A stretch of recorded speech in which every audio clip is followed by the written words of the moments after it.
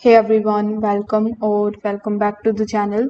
In today's video, I will show you exactly how to use tags in Mailchimp in 2025 to organize your audience, send the targeted campaigns, and improve your email marketing strategy. Tags are super useful and easy to manage, so make sure that you watch this video till the very end so that you don't miss any of the important steps. Now, without further delay, let's get straight into it. First of all, you need to come on Mailchimp.com and then log in into your account. This will be your Mailchimp's dashboard. Here, simply hover over to the left hand section and click on the option of audience. Over here, you can also directly click on the tags option if you see here.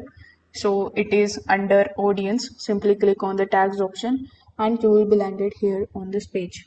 Now over here, click on the option of create new tag in the top right hand corner of the screen. Now this type of pop-up will appear in front of you. Over here you need to type the name of your tag. For example, let's say I want to type VIP. After typing the name, simply click on the create option. As you can see, currently I have two tags in my list. You can add as many as you want. Simply click on the create new tag option. Then enter your tag name. For example, let's say the second one I have is newsletter. Then click on the create option. Now you need to go to the sign up forms under the audience section, and now you can click on the option of settings or the audience option to set the default tag for anyone who sign ups using the form.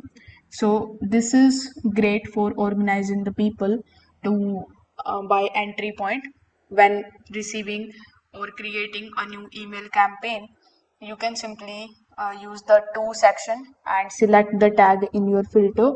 You can choose the tag that you want, and after that you can go to the tags section again, just like so. In order to view all of your existing tag, you can also select any one of these and delete from this list. If this video helped you out, make sure that you like this video and subscribe to the channel. Thanks for watching.